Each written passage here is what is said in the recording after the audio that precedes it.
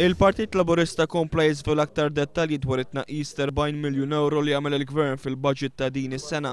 Dan wara li l-Gvern qed jibqa' jirrifjuta milli jagħti dettalji dwar kif dan it-tnaqqis se jkun qed jaffettwa diversi programmi, inizjattivi u entitajiet li jaqgħu taħtu.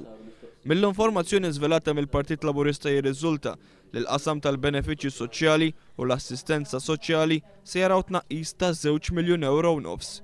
Il-kellim ewlieni Laburista Carmelo Abela ta' rendi kont tal-1 miljun euro u nofs tnaqqis mill-benefiċċji soċjali. Carmelo Abela qal li l-akbar tnaqqis se jkun fil-pensjoni tar-tirar b'750,000 euro. Segwit minn tnaqqis ta' 230,000 euro mill-pensjoni tar-romol u 60,000 mill-pensjoni tal-invalidità. Se jkun hemm ukoll tnaqqis ta' 130,000 euro fl-assistenza soċjali, 178,000 euro mill-baġġett tal-appoġġ, 130 mill-fondi tal-Aġenzija Setqa u 80,000 mill-Children's Allowance. Carmelo Abela qal li l-Gvern għandu prioritajiet żbaljati u staqsa kif dan it-tnaqqis se jkun effettivament qed jaffettwa lil min hu intitolat għal din l-assistenza.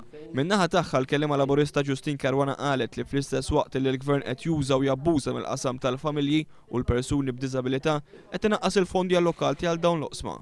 Justin Caruana qalet li l-Gvern se jnaqqas 407,000 euro mis-support, 100,000 euro mill-Aġenzija Fejda, 100,000 euro oħra mill-High Support Services, 50,000 mill-Child Care Centers u 50,000 euro oħra mill-Out of Home Care Program.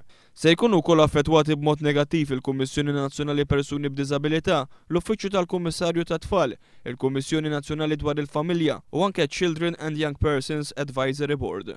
Se jitnaqsu wkoll ma' 30% mill-Afternoon School Program li ironikament bħalissa qed ikun reklamat kontinwament fuq il-mezzi tax-xandir lokali. Justin Caruana qalet li l-qasam soċjali huwa qasam ħaj li jekk taqta' minnu kif għamel il-Gvern joħroġ id-demm ta' dawk li qed ibatu.